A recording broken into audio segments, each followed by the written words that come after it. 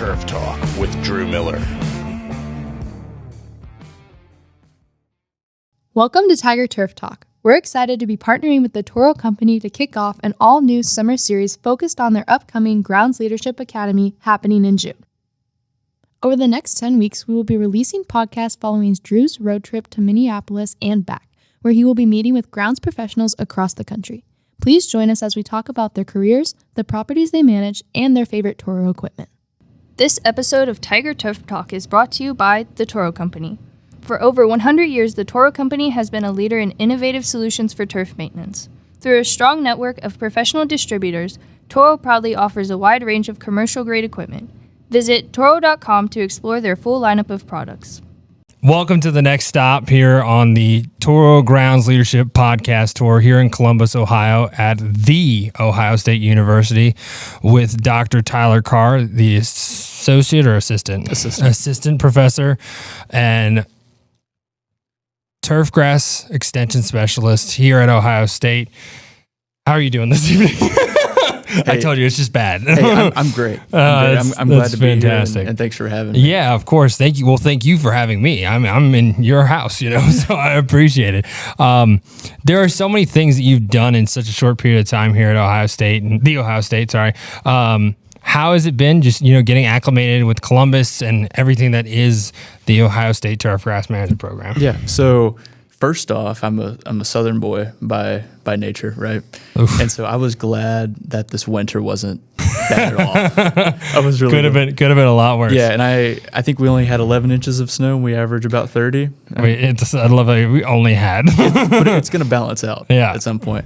So from that standpoint, it's been great. The rest of it's been great as well. I mean, a lot of good people. We have a large team here, larger than any other team I've been with. At the University of Tennessee, which I thought was a large team, and then the University of Arkansas. A lot of different specializations here, and a great industry. Absolutely. That is really, really supportive of us. I mean, you can see behind us the Ohio Turfgrass Foundation. Throw that up there, right? Yeah. They originally put down a lot of money and funded this building that we're in today, and this facility that we're at. So I'm really just excited. And there's grass is growing now. It's warmer out, and there's a lot for us to do moving forward. For sure. I'm excited where we are, and I'm excited where we're headed. And this is the fun part. You get to start growing grass and doing research and everything. Yeah. It took a little while this year. It's 75 degrees back home in Virginia, and I just sprigged the field, so it's great. It's been great. 75 sprigging the field. Yeah. Keep me updated. Oh, I will. I can pull out. I'll show you later. But we did iron cutter, and it's interesting to see just sort of how it's going. So this is day 10. Okay. We're going out with low. Well, again, we're in Virginia, so we're restricted when it comes to fertility. So, day 10, only one day where it hit 90, low 80s. Is what we've been sitting at, so it's really hard. It's fun, It's like not having a heart attack or anything. When it gets warmer, it moves. I'm waiting for it. Yeah. Come on, weather, you stupid. Mother Nature, I love you. Please help me. And some people around here are growing Bermuda grass on athletic fields as well, and it's just slow this time of year. It's great for football in the fall. Yeah. But this time of year, you're pulling your hair out, wishing that you had some bluegrass that was growing. And what's funny is it's normally right around now where it starts to kick off. You start seeing that heat and everything. So I just want it to be normal. Obviously, we first met at the Ohio Turf Foundation Spring and Greens. I forget the name. The Grounds and Greens. Grounds and Greens. Thank you. Day here in Columbus. Was that your first event? And how is sort of getting used to all of the different events that go into? You have one tomorrow, which is going to be awesome. How's it been sort of being a part of that, especially in that extension specialist position? Yeah, so we've hit the ground running, right? I started it in January. I went to the OTF conference and show 2 years prior to that, and that's a big show. Big show. About 1,000 people. At one point, it was much larger, but all conferences have decreased in size. And so the Grounds and Greens is a seminar that we put on in, was that February? Yeah. It wasn't long after that we started planning for the conference and show that's in December. And so that's when I really knew, okay, this is pretty big. Yeah. And we put on a number of events every year. We have a spring event. We have a summer field day. We have the summer seminar tomorrow. It's really a sports field management association field day. That's awesome. And then we have lawn care field days, and then we have the big conference and show. And so in my role, I'm a big part of my role is helping plan these types of events. This first year, I'm kind of seeing how it all works out, because it don't get thrown in the fire right away, right? And nobody wants complete overhaul of anything. And there are a lot of people that have done it here for a long time. Yeah. And I want to help contribute to that. Absolutely. And make it the best it can be. And so I can figure out how things have been done and slowly put my twist on put things. your own stamp on it, right? Yeah. So when it comes to you and your goals here, it's a big move going from, Arkansas to Tennessee and then now Columbus. Like, what has it been like, and how do you sort of want to make an impact here in Ohio with your role and hopefully future roles here at Ohio State? Yeah, Ohio State. It's gonna be a lot of that. I'm not gonna correct you because I haven't trademarked the word. They did the. Hopefully nobody hears this. Sorry. What was the question again? Your future here, like what do you want to achieve when it comes to your role and future roles, hopefully here at Ohio State? Yeah, Ohio State. So. Sorry. Go ahead. We'll cut that out. No, what? I enjoy it. Go ahead. All right, so my whole thing is that I want to help people see opportunities that they can't see for sure otherwise. And my dad was a high school baseball coach, so I've helped manage baseball fields at the lowest end, and that kind of has helped me with my overall goal of managing grass under reduced inputs, fertilizer, labor, pesticides. And that's, grasses get a bad rap, being water wasters, fertilizer wasters. And so far from it, but go ahead. but the perception is there. Yeah, for sure. And so what I want to allow our turf managers to be able to have successful careers and manage grass in whatever environment that they're thrown in. Absolutely. And so whether that be conducting research to help them, redefine management practices, or take research from all over the country, the world, and package that in a way that they can understand it in events like we have tomorrow or our conference and show, bring people in. And so I kind of view my role as a information gatherer and then a disseminator of that information, and whether that's what we produce or whether that's what someone else produces. I mean, I love that because I honestly, like, when you look at it face value, like, everyone always thinks synthetic's the answer, right? And there's no way every field in the country could ever go synthetic because of cost and all the different things that go with it, right?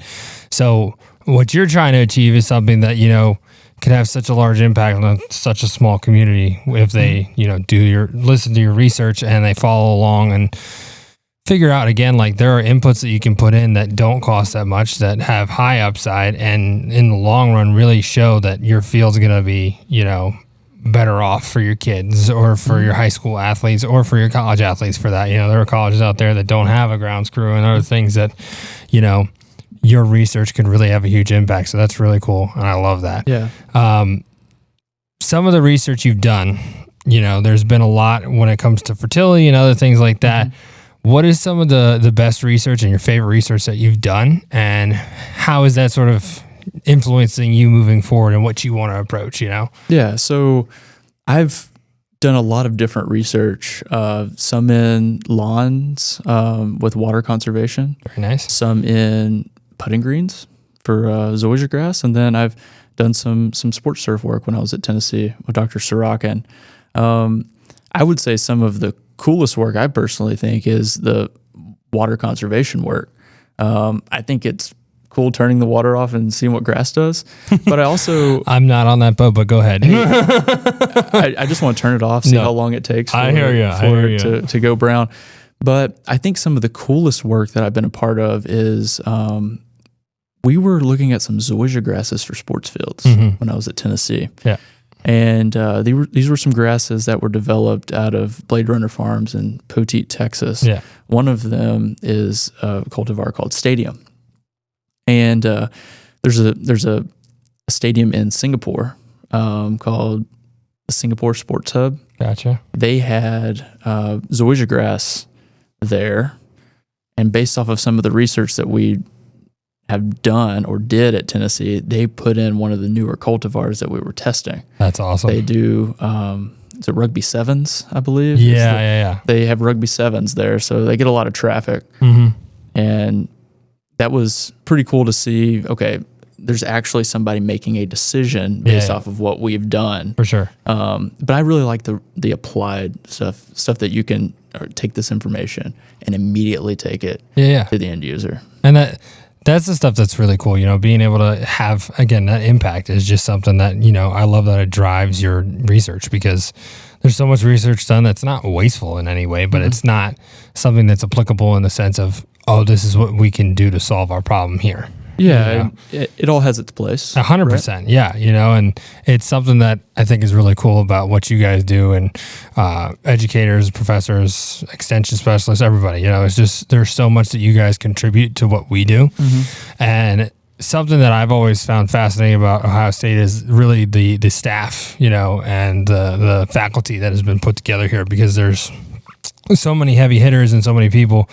What has it been like for you sort of becoming a part of that and, having such a big role, talking to the others and saying how excited they are to have you on and everything? What has that been like for you? It's been incredible. Yeah. I think I'm the first faculty member hired in Columbus since Dave Gardner came on in 2001. Amazing. We have like I mentioned earlier, a large breadth of expertise here.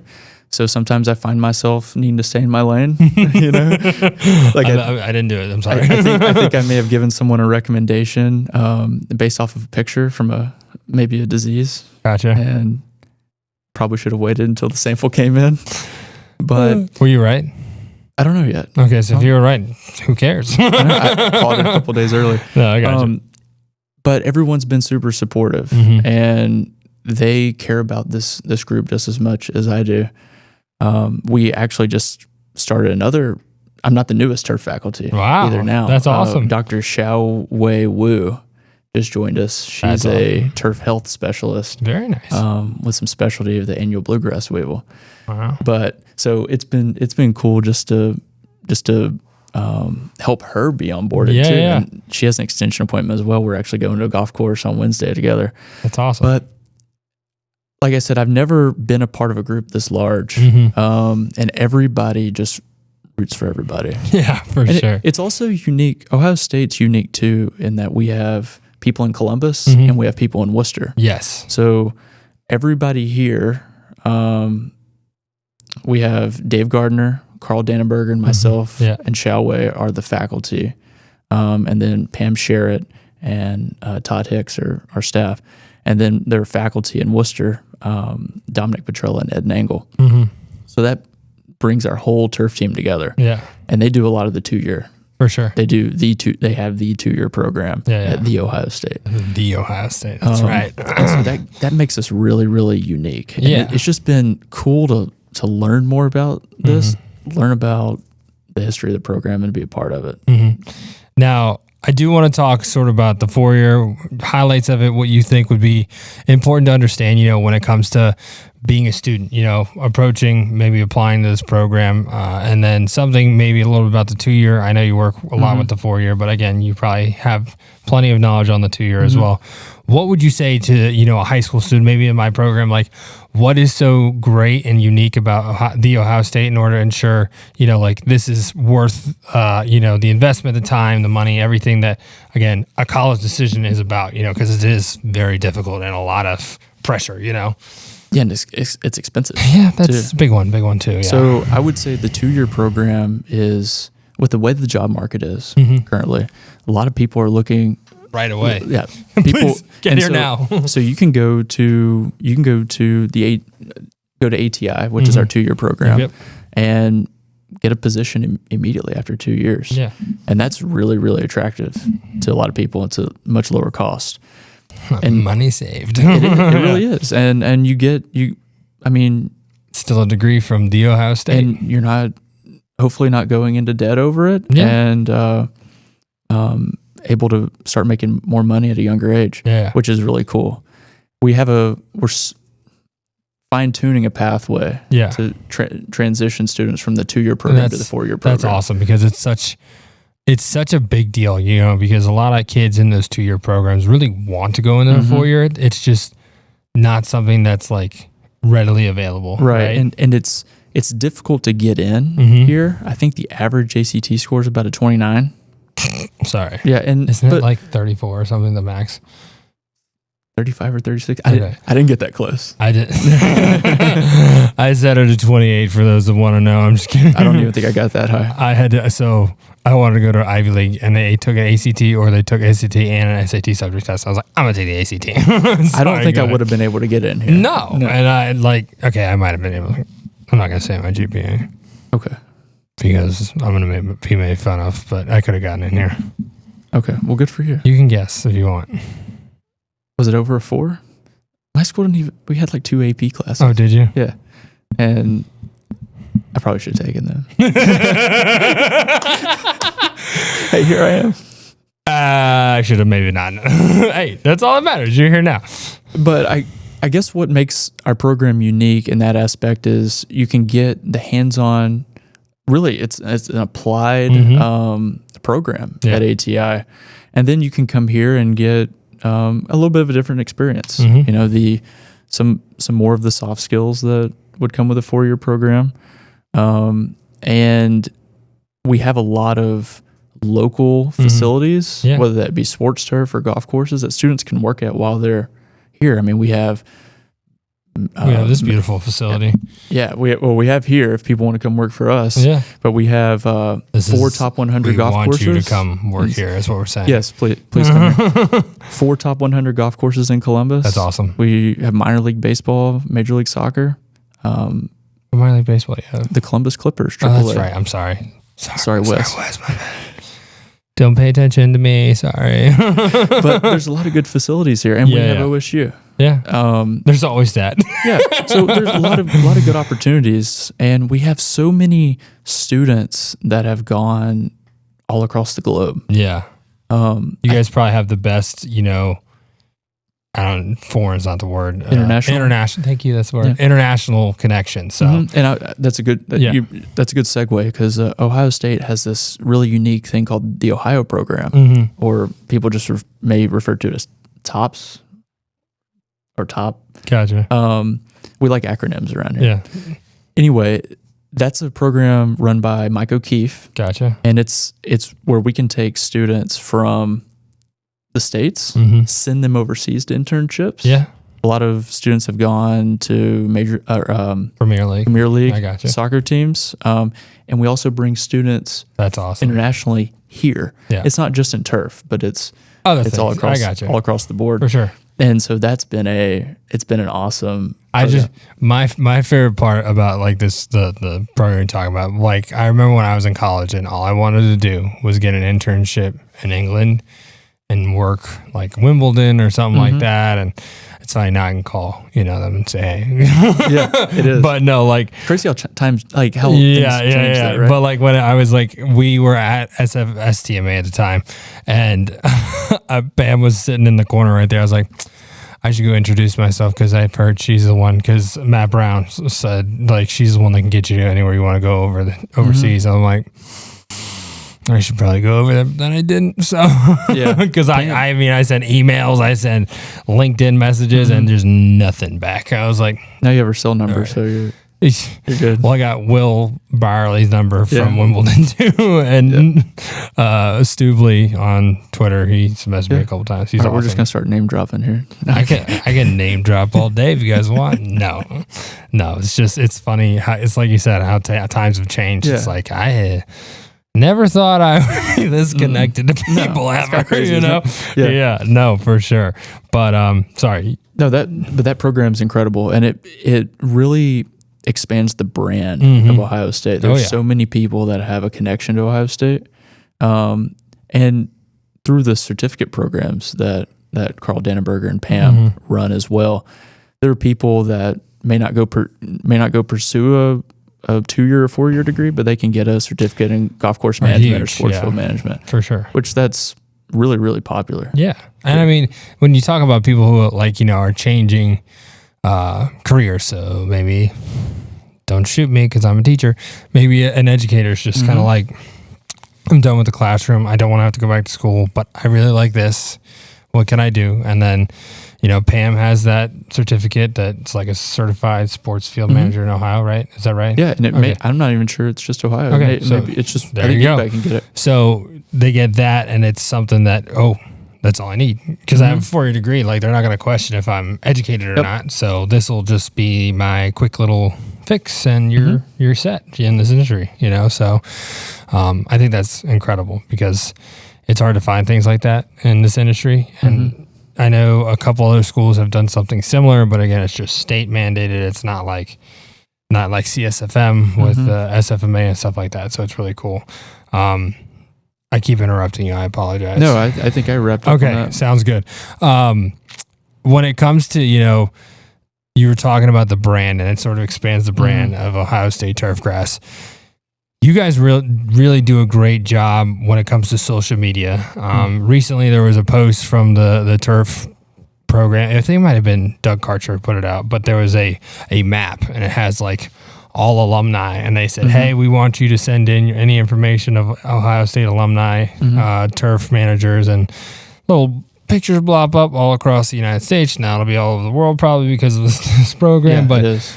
Where do you guys see, the upside of, having a good presence on social media as a college, or as a university, I should say, sorry. Yeah. The Ohio State.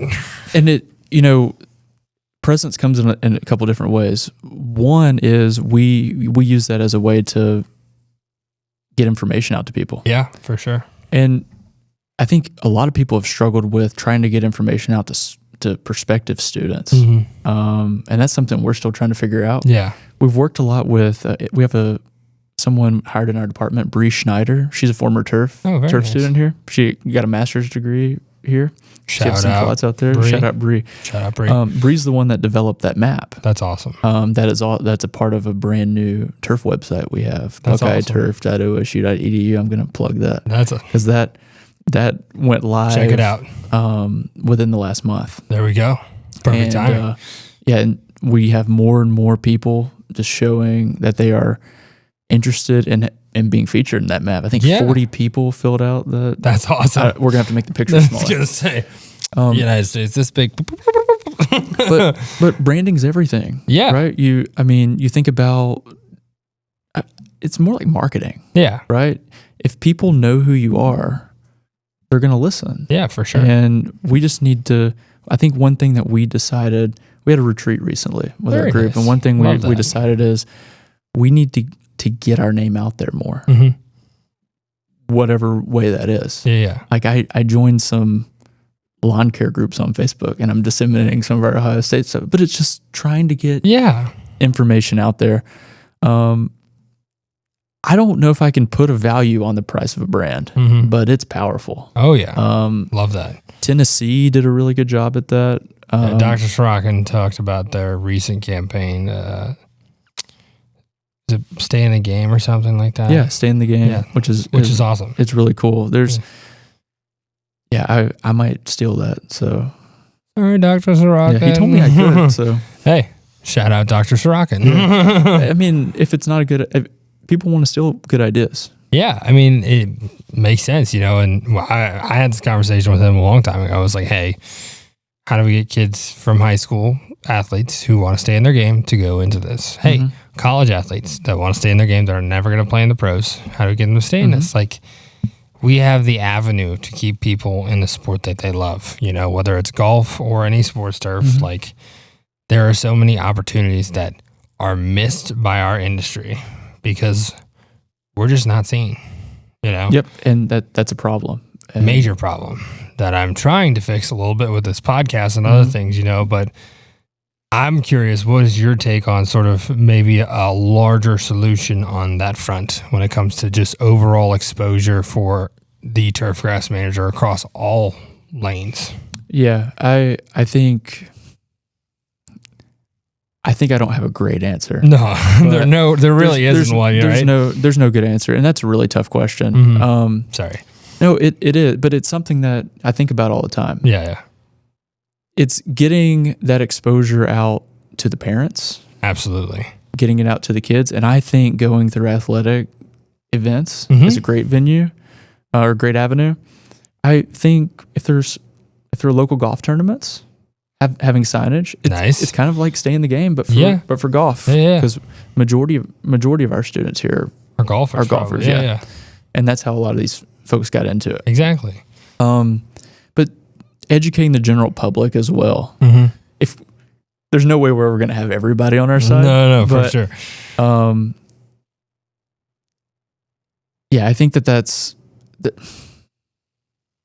SFMA is doing a great job trying to increase the professionalism of the profession. Absolutely, yeah. And I mean, I've only been a part of SFMA for the last 10 years. Yeah. And I've seen it grow. 100%, When did you first be a part of SFMA? Or That's a great question.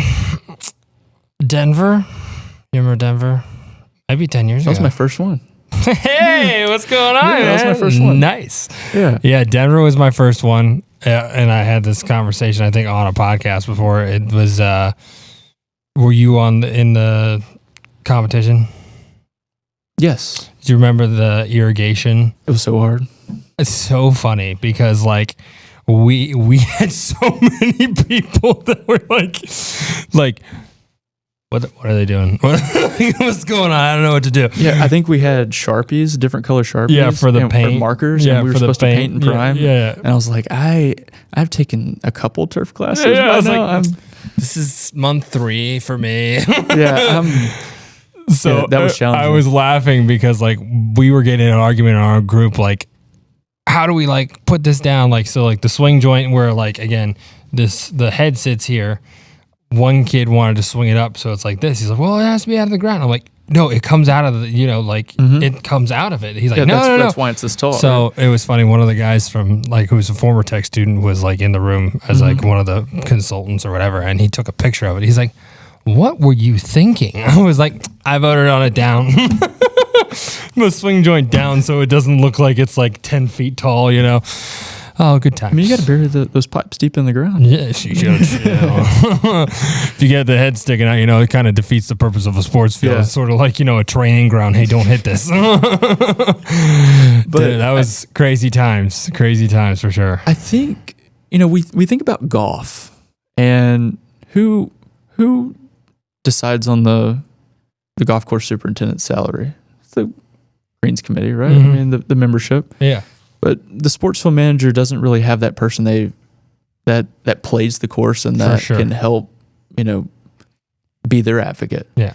And so I think one thing that we can do is be advocates for ourselves. And that's easier said than done. For sure. I think it takes in my opinion, the more data you can collect, the better. I think it's become a real prevalent thing when it comes to professional stadiums, when it comes to anything. I was in St. Louis this morning with one of my former students. She's interning with the city, St. Louis City Soccer Club, and she's puggoing all the fields. That was her morning. It's her morning job. So it's something that it's just become the standard now, which is awesome. Yeah. Sorry, I didn't mean to interrupt. Well, no, that's exactly what I'm getting at. Yeah.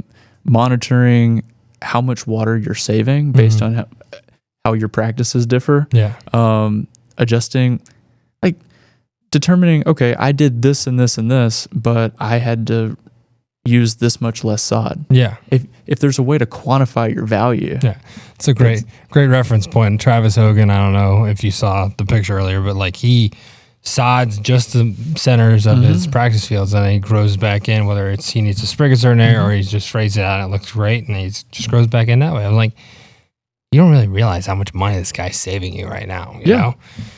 Which I know he's doing it for like playability and, a healthier field for the season, but like if he wanted to make it easy on himself, he could just get 3 fields of sod delivered, because they wouldn't question that. And the concerts they have and things like that, they'll pay for it anyway. Oh, yeah. But I mean, one of those events, I mean, we know how much the sod's expensive. I mean, that.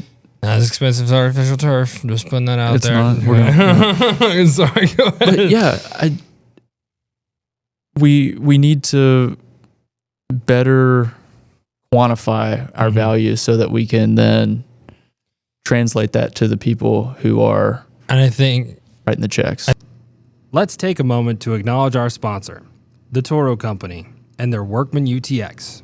The Workman UTX is tough and dependable with the highest payload in its class, rugged design, powerful performance, and unmatched versatility. It gets the job done without compromise. Visit Toro's website to learn more. I think you're spot on, and I think there are a lot of great people in positions right now that are going to do that, know. You talk about Ryan Bajor in New England, Daniel Aceto, Nick Pappas, all those guys in the NFL, Parker, who's sort of taken over for Nick in Atlanta. There's just, even with synthetic and all the other field services, like they're all a part of this, know? And if they're able to justify what they're talking about and what they're doing and how it benefits everyone, I'm hoping that leads to a seat at the table. The problem is there are a lot of, not stubborn or anything, but we have incredible sports field managers that do phenomenal jobs, right? And in the eyes of the people who make the decisions, that's what they expect. And I'm very curious how we get them to understand, like, hey, what you're doing is kind of not fair to these guys. And I've had this conversation with so many people. I'm probably on this podcast too. I apologize, but take 1% of the highest players' income on your team. Okay. So we're talking anywhere from 200 million to 500 million. Simple. What is 1% of that to that player? Absolutely nothing. Doesn't do anything. Right as a tax write-off, do it for them, right? Give that to the grounds crew, whether that's for their budget, whether that's for, paying them better. Like that 1% could change those groundskeepers' lives forever. And at the same time, you lose no money. You don't gain anything, like you lose anything out of any operations or anything. Like, so I don't know what the best avenue is, whether it's the players, we find a player who can advocate for us, or whether we find a team owner, know. I think those are really the only two options when it comes to either getting a seat at the table or bringing just a larger awareness to who we are and what we do. And I could be wrong. You can tell me I'm wrong. Well, right no, now, I don't think you're wrong. I think some of the, and this is just me, my personal opinions. So oftentimes in professional sports, the grounds crew is under the facilities. And nobody wants somebody under them making more than them. Makes sense. And that makes sense. And I think if there's a world where the grounds crew is directly with the one team, section, then that may be an easier way for things to change. For sure. If there's a direct line. I agree with that. And to be honest, like I could be wrong on this, but I don't think the ground should be in facilities anyways, because there's too much connection between whether it's the team, ownership, and then the playing surface that there shouldn't be facilities, equipment, all of these guys in between. Obviously, they're going to be a part of it, but like big decisions that need to be made in the moment, he shouldn't have to go through 4 people in the facility side for them to go to the one that's making the decision and then back down. It just seems counterintuitive, but that's just me. No, I agree. And I know a lot of guys that would disagree with me in the pros, and I apologize, but like that's just what my mind goes with that. So I agree with you though. It would be easier for sure. Then that kind of takes it back to the analogy with golf. Yeah. Because you're direct. I mean, golf course superintendents aren't typically under a facilities group. Maybe if they're in some type of municipality. Some sort of government entity, right? Yeah. So, no, and I think it's great, that these conversations are happening. I love what you said about SFMA and signage, because I think one of the easiest ways that we can do a better job, and again, I know they can't afford it probably, but like if we can get signs up in ballparks, at universities, I love the golf tournament thing. That's awesome because people don't think about that, maybe a commercial. I'm not saying Super Bowl commercial. I'm just saying like a commercial that maybe you go to a team and say, hey, this organization doesn't have a lot of money. We run how many ads before a game, MLB game. And it's just a short video that explains the Sports Field Management Association. Join us today type of thing. I wish the world was easy so that could just like happen, like somebody has to say like, hey boss, I need this for, the betterment of my industry, there's just, money and people and everything involved. You gotta love it. But I think that's something that we can do at a smaller level. Local community or schools and things like that, they need that support. Yeah. And it's much less expensive to do it there. Yeah. And if that's a way we can build the industry from the bottom up. Yeah. And you're speaking my language right now. But, OTF probably could put a sign up at the is it North Union that Ryan just did? Right on the scoreboard, all the work they did and everything. So definitely agree with you on that, working from the ground up. And because everything in this industry always goes from top down. If we can go from the bottom up, that's going to change everything. And top down. Yeah, exactly. Yeah. So like that's something that I think could really be incredible about the future of this industry. So I'm glad that you're a part of it, because it's hard. I mean, it's hard to get students or get kids interested in something like this when there's so many other types of opportunities. Yeah, for sure. Out there, and their parents want them to pursue different opportunities. I'm gonna be honest. That is probably one of the hardest things that I have. Because there are so many kids that love it and they want to do it and they want to be in turf, and then their parents come in and they're like, "You're gonna be a doctor, you're going to be a lawyer, you're going to be an engineer." And then they go to school and waste a year or two and they hate their lives. And then they're like, "I want to get into this." And like, we understand. And it's like, just trust like someone like me who's putting your child in the best possible, opportunity. Like, I'm not just making this up. Like, this is an industry where you can go out, do anything you want, make as much money as you want. Obviously you have to work up to it, but like golf course superintendents do not make bad money. Like, that's like, no, they make phenomenal money, right? Even for a municipality, you're talking almost 100K, if not 100K, right? Oh, I know plenty of people that make over 100K. Oh, most municipalities. People. Oh, really? Oh, yeah. Wow. See, guys? I know, but I know plenty of people that make less. But, 100%. Yeah. But again, they're working their way up to where it's going to be more. And that's something that I don't think they quite understand, because I'm the dirt class. Yeah. And I think if there's a way, so our industry seems to be going very technology. Yes. Going in the which brings in those engineers and all those kids very much. And so that's something that we here are going to start focusing, and ATI is doing a really good job of this. Awesome. But we're starting to do this for the 4-year program. Yeah. Is focus on how we can apply different STEM areas into turf in hands-on ways to make it super attractive for incoming students. And that goes back to the branding and all those things we were talking about. So, yeah. And it's also interesting, we talk about building it from the ground up. What I've noticed is, and we had not just a turf retreat, a couple months ago, we had a departmental retreat. We love retreats in academic settings. Nothing wrong with that. Something we saw was that 3/4 of the students in our department, so it's horticulture and crop sciences, 3/4 of them reach us after year 3. That's crazy. So we're getting students that are either transferring in from a branch campus or a different campus, or coming over from main campus. And that kind of made me wonder, okay, we spend a lot of energy trying to recruit students to come in as freshmen. Yeah. But if the majority of our students are coming in as students already, we should be also spending some energy on campus. Yeah, that's awesome. Open the transfer portal, guys. Open the transfer portal. We're in this. And it's a lot. If a student's already at Ohio State or at any university, it's a lot easier to, just transfer in to our college. Yeah, for sure. But if we can get both, that would be that's awesome. That's where it's game changer, right? Yeah. No, and that's something that's really cool. And we're talking about the next generation, and you're working with college students who are trying to make that next step, in this world. A lot of that comes with mentoring, and that is a huge part of what your guys' roles are here at the Ohio State.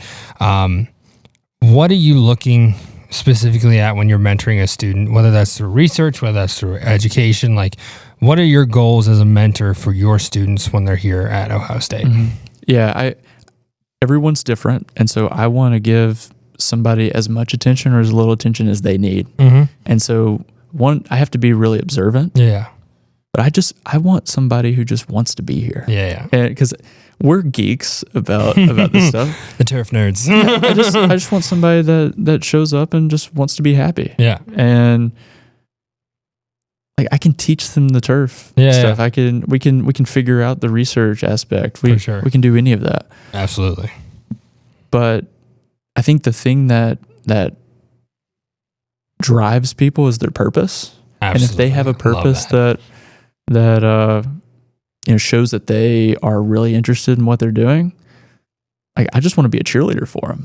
I don't necessarily, I can help guide them in the direction. Yeah. But I'm going to let them spread their wings and fly. And that's where you get incredible industry professionals, because it's funny talking to different people in different spaces. Like, you see sort of who's impacted them and how they've come along this road, and you hear like names that are familiar. You hear a Dr. Sorokin, which I'm sure we'll get here in a second, but like a Dr. Sorokin or like Josh McPherson, who I talked to today, like he knows pretty much everyone that I know because he went to Virginia Tech at one point. We were laughing because we were talking about windscreens on the facility and how they were off or whatever, and he's like, damn you, Casey Underwood, our former boss on the tech grounds crew. He's got this eye, like literally anything landscape or anything surrounds. He's just like, that's wrong. Gotta fix that. I'm like, it's so true, It's like, and we're from different generations, and Casey hasn't changed at all. So it's really cool, to see mentors and have an impact in so many people's lives. For your career and where you're at today, who are some of those mentors, and what has sort of been the impact that they've had on you to get to this point? Yeah, so one that many people probably haven't heard of is Pat Berger. Pat, have you I've heard the name. So Pat, so Pat was the longtime sports field manager at the University of Arkansas. He was. He gave me my first sports turf job. Gotcha. And he kind of had that mentality of, okay, you're going to go as far as you can go. I'm going to help you get there. Yeah. And I mean, I haven't talked to Pat in a little while since he left, but he is somebody that really impacted. And he'd spend hours in his office after games, just hanging out and just talking about anything. Yeah. He was really impactful. And then I've had some great academic mentors. Mike Richardson at the University of Arkansas was my undergraduate mentor. Awesome guy. Doug Karcher was my master's advisor at the University of Arkansas. He's now my boss here. He's now the boss, man. So, but that says a lot about him. Yeah. Because if I didn't believe in him, then I may have not been interested in this job, because he is somebody that I wanted to be around. Yeah. And then John Sorokin has been awesome. And one thing that's really common about all of these folks is they just, like I said, let you kind of spread your wings and fly. They make sure you're on the tracks. Yeah. And you're not going too far, one way or the other. Derailing or anything. I've been known to try to go too far in one direction and then never. Yeah, but that's, I think they have helped shape me into the person I am, because one thing that I've learned from them is that it's not all about turf. No. Like and it may have helped because Pat was, well into his career. Mike and Doug and John, all fully tenured professors. So they prioritized other things in life as well. Yeah. And so that's given me a lot of comfort in that I could do that when I was a grad student. Yeah. Too, but also understanding that there's a lot of hard work.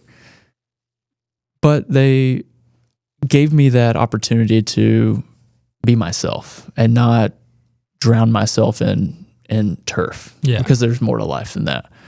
And I hope to carry that, moving forward and for students that I mentor and I just look forward to that opportunity, really. And that's awesome because a lot of people can't let go, in this industry. They're all like worried about everything going on. How do I fix this? What's going on with that? So it's really cool that, mentors have that influence because that's something as a mentor you really don't think about. Like when you're talking about like, hey, you need to separate yourself from the job. You need to be able to take a step back and say, hey, I need to go be with my family, and something that I think has been sort of the running theme throughout these podcasts for the Toro series. There's so many leaders that take a role in different ways, and in your leadership here at the Ohio State, you have so many different roles, obviously, right? And there are leaders who are helping you, sort of guide the ship, right? What are you approaching your leadership style like, and how is it sort of meshed with others? Obviously, like with Doug being the boss and everything, and working with him before and everything. How do your leadership styles sort of coincide in a department, in a sense, if that makes sense? So you're talking about like the department as a whole, or just the turf team? Department as a whole, and how the turf team. Sorry, not the. You're right. Yeah. Sorry, I'm talking about turf. We have so many people. It's like a mini department. I mean, I think That's what I meant. Sorry. We have almost as many people as we had faculty when I was at Arkansas. I mean, it's a lot of people. One thing that could come across is, I mean, I'm young relative to a lot of people, and one thing I don't like making unilateral decisions. Yeah, I hear you. I do that too much. It does for me. I don't feel like it would come across as super effective. And I mentioned this earlier. There are a lot of people here that have a lot of experience in the state running events, and I almost get to the point of over asking, like, hey, what do you guys think about this? What do you think about this? I would say my leadership style is more of a let's do this as a team. And it's whatever we do, if it's good, if it's bad, it's as a team. Yeah. If I need to make a decision for the sake of the team, I'm happy to do that. Yeah. But just like with anything, I mean, there's so many different things that we need to do to build a large program. I think it's a 3.5 4-day program for the OTF conference. It's a big program. And just to get a field day together, to coordinate everything we have out here from a research standpoint with as many people as we do, we just have to get together. We meet regularly, and we just have a good group that no one's really afraid to say anything. And that's awesome. So that's, I just think if makes for good times. Yeah, right? if we can all get along, the rest of it just kind of settles itself out. Absolutely, because I mean, the people you have here, there's just so many voices that probably can get sort of jumbled in a sense. But again, you guys are so many incredible and professional, so it's not ever really probably like that. If I'm wrong. Yeah, I mean, I'm not gonna lie. Sometimes we, like any group, people butt heads. I think if not, that's the fun part. if people aren't butting heads, then you're not able to be candid. Yeah. Right. And I think some healthy debate should be encouraged. Yeah. And I think we do a good job of that. And sometimes it turns pretty funny, it gets pretty funny. But, for sure. And some of it's in this room that we're sitting in. But I think we have a lot of good leaders in our group. And I think we all kind of complement each other for sure. So it's with me starting recently, I feel like I first need to, or I'm trying to get the group to trust me the best they can. And I feel like over time, I can build that leadership through trust and just, I'm just going to try to treat people the way I would want to, be treated. So I mean, the golden rule. I mean, it somehow it always applies. It's crazy how that has stood the test of time because I don't think kids know what the golden rule is, and that's something that they don't teach that on TikTok. No, they do not. Just dances and other stupid things. Are you on TikTok? We are on TikTok. Yeah. I am not on TikTok. My program is on TikTok, and it is bad. Bad. Not like bad as in bad, like how the kids talk about bad. No. It's just like, it's not bad. I'll show you one of the videos. It's just not great, So it's like, I'll find one. My TikTok is a lot of Titan submersible right now. Rest in peace. Yeah. So we highlight what we do, just whether it's game day paint, whether it's mowing, tamping a mound. This is the one that kind of went a little semi viral. I don't even know how you clip those things together. I mean, I probably should get on TikTok. Yeah, no, it's not too hard. It does it on its own usually for the most part. But then we have silly ones like this. Where did it go? It was somewhere here. This is good radio. Yeah, this is. It's good that no one's hearing anything about it, Sorry, everybody. No, there was one. Let me see if I can find it. It might be further back. No, it's this one. Here we go.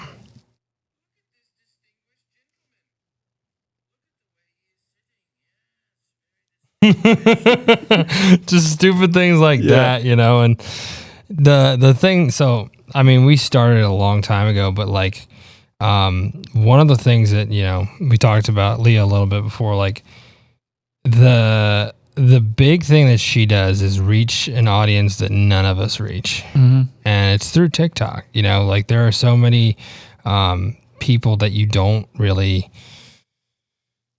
understand who watches a TikTok, so people just find out what sports field management is through her. And it's something that's really cool. And I wish I understood better because it'd be awesome to, have a little cheat code for it's not cheating. Sorry. Well, you could just get the algorithm, right? Just know, once you figure out the TikTok, algorithm. what's going on, man?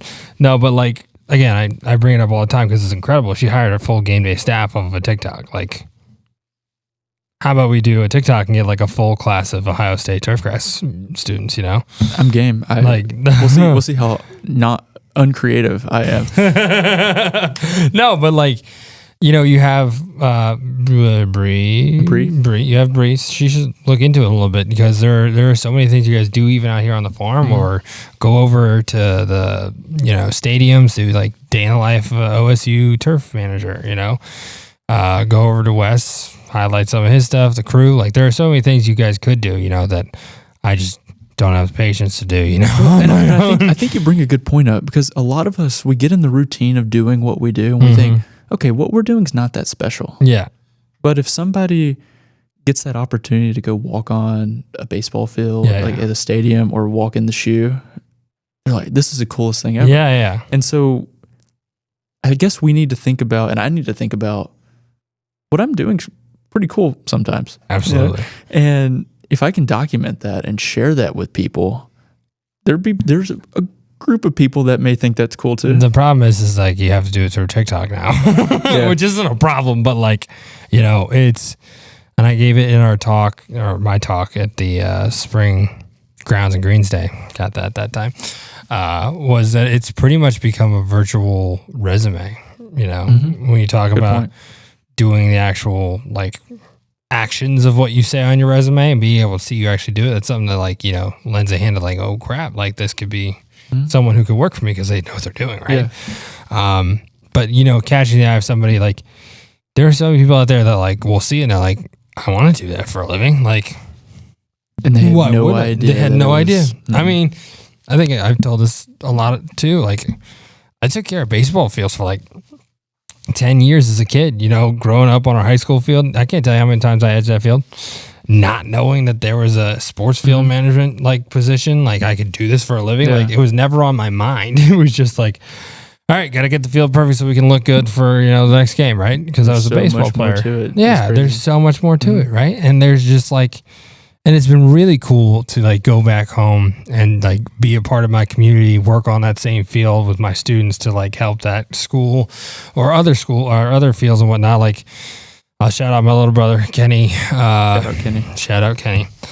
He's in the middle of, and it's been funny because like he keeps texting me in the middle of all of this stuff. So like I'm talking at the panel in Minnesota and he's like, hey, what's going on here? What do I need to fix here? Like, so he's doing like a semi full field renovation, in the sense of his outfield was in really bad shape. The thatch had gotten above any threshold I'd ever seen before. And I said, you have to phrase this like down. Like, I'm not saying as far as you can, but like you need to phrase a lot of this out. So one of the things that field has always had trouble with is the grade. And one of the big things with the grade is there was a big slope up and then a drop off to the outfield. And that's where a lot of that whether it's like runoff for things that he had issues with because it was just soaking wet and never dried out. So when they phrased that, I said, okay, you should ask to renovate your infield for infield dirt instead of they had patches, which I have. Yeah. I hate it. It was before I got there. Mr. Cameron, we should change that, just so you know. That's my athletic director. It reduces the wear on the grass. Exactly. We care about grass. You do too. I know you do. And then you can toy around with all kinds of different things on the dirt. Yeah. And the students can learn more about infield skin maintenance. Yeah, for sure. Yeah. So plug. I appreciate that. Professional over here. Remember that. One of the things that they've been doing is they've taken out 6 inches of soil from the highest point on the back arc to get everything level. And it's still not 100% level. The dugout's a little lower and whatnot, which is not that big a deal, but you're talking about a completely level from home plate to center field playing surface that it was before.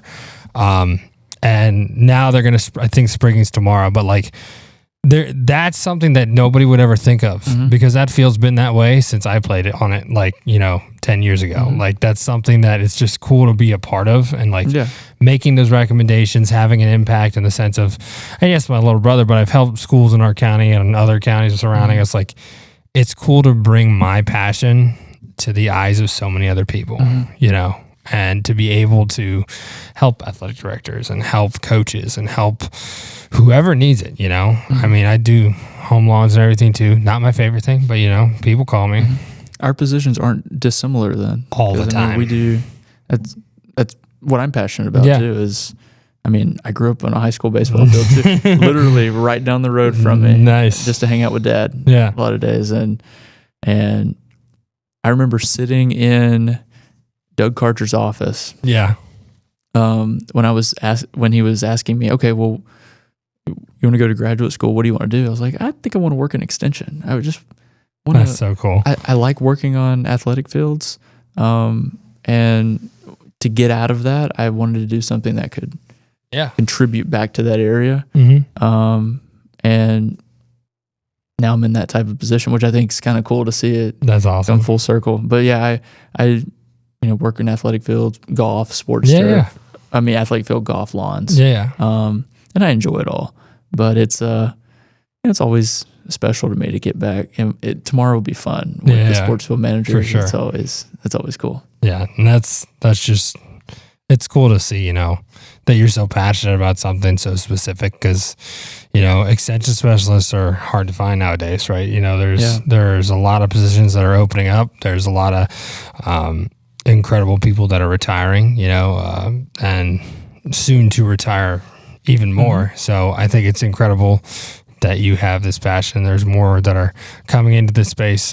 You, Dr. Straw, there are people who, again, first 2 years, Dr. Sander, sorry, shout out Dr. Sander. I love that. He's awesome. There are so many people coming in that, can pick up the torch and have an impact like that and really grow, not just, the industry, but, the realm of education when it comes to turf grass management, which again, it's hard to do, because, hey, by the way, you want to be a doctoral student for the next 6 years? So like, that's hard to say to somebody, right? Yeah. And it's, you don't make much money while you're doing it. It's hard to kind of put your mind around that or wrap your head around it. A lot of people I know leave, do their 2 or 4 year. Well, you'd have to do a 4-year to go to graduate school. Do your 4-year. They test the waters in the industry for a little while. Then they come back. Yeah. A lot of people, they're like, okay, well, those are the best ones. there's a lot, and there are a lot of good scientists that have come out that way. But it's cool to see the young academics that I would say are kind of in my cohort. I mean, I'm probably the youngest of the cohort. Yeah. But we all root for each other. Yeah, which is awesome. The tightness of the turf industry doesn't end at the turf manager level. It's layered up, down, in between, and that's just so cool. And that's what's so awesome about this industry. For people that are listening, come on and join us. OTF, is it OSFMA now? Is that the right term? Or it's the Ohio Sports Field Management Association. And then the golf side of things, what has it been like, getting acclimated with those groups? I know you're very involved in OTF with Ryan and everything. What is it like as an extension specialist, being a part of those things and sort of, again, becoming such a large part of those things, because you're probably the point of contact for a lot of it. Yeah, and I'm becoming the point of contact for a lot of it. It's sometimes overwhelming. Yeah. But I'm learning to balance that. So like I've mentioned, we have a lot of events. And we're trying to figure out ways to reach people in ways that we haven't. But OTF has laid such a good foundation for us, and there's a good team over there from management side that makes it where we can focus our energy on providing the education, developing education. It's been great working with them. I've been able to be involved with each of our 3 golf course superintendent association chapters. We used to have 5, now we have 3. 3 is a lot. It is. It is. But it's nice to be able to travel up, to the Cleveland area and go to events. The Ohio GCSA covers northwestern Ohio, where Toledo is, and so it's nice to be a part of any little event that I can be a part of, whether it's big or small. And the Cincinnati group's always fun too. I'm just trying to get to know these people. That's all. I'm at this point, I'm just learning as much or more from them as they are from me. And just like with the turf team here, just trying to build rapport with the people in our state. And we have really good avenues. It makes it easy to, I've met people through OTF, through the different association or different chapters that I can reach out to and be like, hey, I want to go to this area. Who should I reach out to? Say who you want to see. And I've even met people that have invited 3 or 4 or 5 golf course superintendents to their course when I go visit. That's awesome. But I think that's cool. Oh, watch out. It's just such a supportive industry, and I feel really happy to be a part of it. And I mean, you're just awesome. And that's why I love it, because there's so many incredible people to be able to tell the stories, and your story has just been awesome, just from top to bottom, from start to finish. It's been something that's inspiring, and that's what I think is so cool about doing things like this, is be able to talk about all the people that are part of the Ohio turf family, you don't understand, as someone like me who just comes in here, you don't understand how large it is and how many people it reaches just in the state of Ohio. Yeah, you talk the field managers around here and got a lot of golf course superintendents, Ohio State ties. Yeah. I mean, you get a couple Penn Staters up in the northeastern part of the state, but infiltrating. Yeah. But we're trying to, bring in more OSU people. The ATI guys are doing a good job. Of that. But yeah, everybody has a tie to Ohio State. Yeah. And that's cool. And that's just awesome, because that's what we want for everybody, and everywhere. So and that goes back to the brand. Yeah. Those people are the brand. Yeah. And like you love that. when you mentioned the map, the picture of the map, we wouldn't have that map if it weren't for these people. Yeah. And we're trying to figure out a way to make that an international. I was going to say you could. Yeah, we could. Yeah. And that's next on the list. You can have like there's going to be someone in Bora Bora managing like a small little landscape company. Yeah. You'd be like, where'd you come from? I mean, it's all over the place. I would assume that we have turf managers in 6 of the 7 continents. All right. That's awesome. Yeah. That's awesome. I would assume. Let's get that map up, guys. Come on, send your stuff in. Make sure you answer the survey. We need that. Yeah. Anything else like specifically for the Ohio State turf school that you want to talk about, sort of highlight, discuss, show people sort of what's going on here and what we can look forward to as a whole industry coming from the Ohio State? So our new website is something that we're really excited about. It's something that is a one-stop shop for all things academic programs, so our undergraduate and graduate programs, our certificate programs, research, extension, everything is now on a website. That's in the past, incredible. you would Google Ohio State Turf, and there would be nothing that would come up about click 17 things and get where you want to be.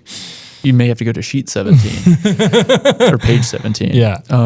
So we're hoping that is a way that we can direct people to our resources. Yeah. And we just had a meeting last week. We're going to be doing a lot of renovations out here, regrassing a lot of areas and bringing a lot of applied research here that we hope will directly impact the people in Ohio and the region. Yeah. And it kind of goes hand in hand with extension. I mean, we need to figure out what the problems are, bring it in, conduct research, and then shoot that information back out. Yeah. So that our stakeholders can have the best information possible. That's awesome. So with the website, I just been thinking about this the whole podcast. You know, we talked about the logo and the brand. Since they don't want you doing certain things, since it's Buckeye Turf, what if you took, I think it's the Buckeye has like a little green leaves, right? All right, wrong saying that? Buckeye has green leaves, yes. Like on the logo. I'm not talking about the actual thing. There's the Ohio State. Okay, so you take the Buckeyes and you put turf grass out from behind it, and then you do Buckeye turf grass. Just a thought. They can't come after you. You can't do anything wrong. I'll be looking for the proof of that from you. I have to make it? Yeah. Okay. Okay then. Or we can just sketch it out right here. I can do that for you. That'd be better. That sounds like a good idea. We have this easel right here. Oh no, we got to take down the sign. No, but I think that's something that I love that you're so passionate about, excited about, because we talk about our program and everyone knows what that Tiger Eye is, whether that's a professional or Parks and Rec, going to this conference, people, again, we're talking about like, oh yeah, I know what you do. I'm like, thank you. I appreciate that. But what is it that you think, and we talked a little bit about branding and I know I brought it back, but when it comes to your guys' brand, what would you say sort of defines that brand? The people. You said that already. I apologize. Well, but you can't overstate that. Yeah, no, for sure. The people, they tell the story of the program.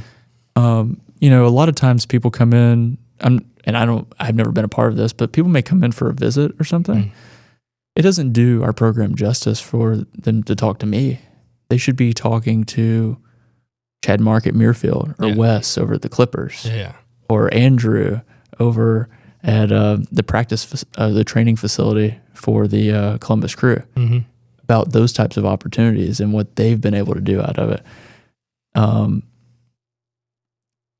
nothing, or the brand that I'm trying to perpetuate is nothing without those people. I love that, because I always say my students are the reason that we're so good, because I can only do so much and I can only accomplish so much, but if my students are behind it and they put their heart, love, soul and everything into it, all their energy, it blossoms, and we've gotten this far, so we'll see how we can do.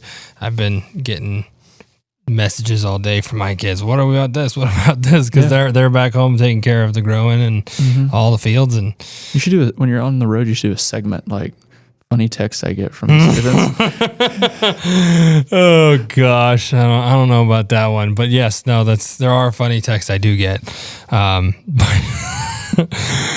It could go bad. It could go bad, but no, like there's a student, they're in Alaska right now. They're like checking in on things, and I'm like, it's okay, I promise. Like everything's fine, you know. But it's incredible to, you know, have kids like that. You know, it's so hard to find kids that are passionate, you know, have good energy, or wanting to do things. We're going down to Charlotte in 2 days to the CONCACAF Cup field install with Danny and all that. They're so excited for that.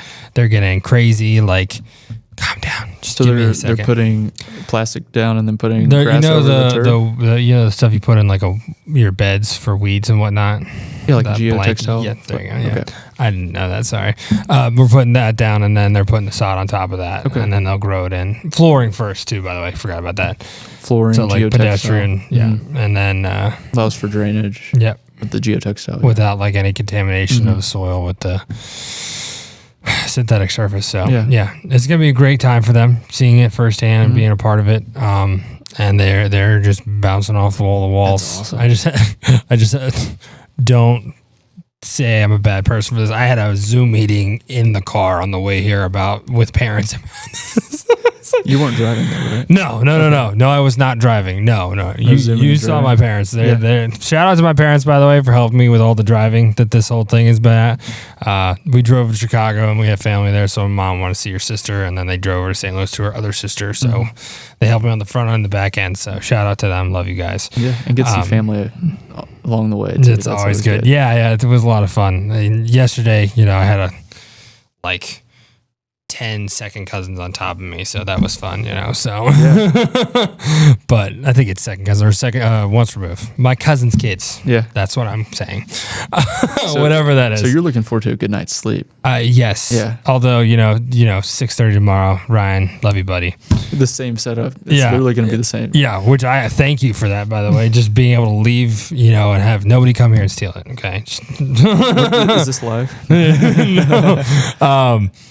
You know, there's so much that goes into, you know, bringing it back to what we were talking about, but there's so much that goes into that branding. It goes into the people. It goes into all that. First of all, you have to find the people, right? And when you're talking about your recruiting, you were talking about in colleges and out of colleges. So I sort of want to focus our last question on, you know, those kids that are not in college and high school programs that are looking for that next step in their lives, what they want to do. What would you say is the best words of advice you could give them? And maybe it's something that you thought you wish you knew when you first started off in this industry. Maybe it's something that will help them guide them down the right path. And maybe it's not leading them towards turf, but just leading them down the right path of where they're supposed to be in this life. You know, what would those words of advice be? Yeah. So this is coming from someone who did internships at professional baseball stadiums and worked as an undergrad at a high-end college baseball stadium. Go work at a park and rec. Yeah. And you will learn as much or potentially more about how to manage grass than you would at a high-end golf club or an athletic field where there's a lot of people on the staff. Now that's not to say that I'm not saying don't go work. Don't have an opportunity or don't take an opportunity where you go work at a high-end place. But that breadth of experience, it makes you more well-rounded in the industry. Some of the longest tenured field managers are in the Parks and Rec. Yeah. You know, it can be a more stable lifestyle for a lot of people. Absolutely. And I'm not, you know, downplaying the pros. Not downplaying the pros because it's an awesome environment. But I think if you have a full appreciation of what the industry can provide you, that will help you go down the right path. Me personally, I didn't want to, you know, have the late nights of working in professional baseball anymore, and I didn't have any experience doing anything else. Yeah. And that was one of the reasons that led me, you know, back into graduate school. And And so who knows if my experiences were different, maybe I would be different. But overall, I guess the point is to don't just look for the shiny object. Yeah. Just absolutely figure out what you enjoy doing. And that's going to take trying different things. So that's kind of a pretty corny answer. It's not though, because when you look at it face value, like in order to be successful in this life, you have to love what you do. You have to be happy, because if you're successful, it's not usually rooted in something that you hate. It's not normally rooted in something that, you resent. And the unfortunate truth about our world is there are a lot of people that resent and a lot of people that hate what they do. And it's sad, it's something that you don't take into account on a lot of basis, like you just sort of trust the fact that certain people are happy in their space, and you had an interaction and like, oh, they're pretty happy, maybe they're not, So I think it's truly powerful for a kid to hear that, when it comes to seeing their future and what it could be and how they want it to be, because I also think we sort of touched base on it as like, it's their life, and a lot of parents are obviously involved, and my parents helped me in a lot of ways. And there's certain things that I wish I would have taken into account on my own when I made decisions on my future and what I did. But the kids are so scared to own their life choices in the sense of like, hey, this is going to change everything for me. Maybe in the way I want it to change everything, but maybe it's not. So don't be afraid to screw up. Oh yeah. I mean, there's this book, is it John Maxwell, Failing Forward? Yes. It just talks about how essentially you're never going to make progress if you're not testing the limits. And so just test the limits of what you think you can do, and you'll end up in the right place. Like 5 years ago, I never would have thought I'd be sitting here. Yeah. It's just crazy how your life choices bring you somewhere. And I wouldn't change any of it. None of it, Well, I want to thank you so much for taking the time so late, and it's been awesome. And I'm so excited for what you're going to do here and what you're going to accomplish. They're very lucky to have you here at the Ohio State. But well, I'm appreciative that you took the time to come chat with me. Yeah, of course. And it is getting late, but it's not as late as not as late as the phone calls I have with Ryan DeMay. He's going to be he's going to be here at 6:30 in the morning tomorrow. I'm excited to talk to you, Ryan. I am. But it's we have a lot of exciting things going on here. A lot of good people, and we'd love to be able to talk with any future students, current students, or just anybody that wants to talk turf. I mean, we love it. So, and we're really happy for what you're doing for the industry too. Thank you. It's making an impact. I appreciate it. I do. Thank you, sir. Thank you. Yeah.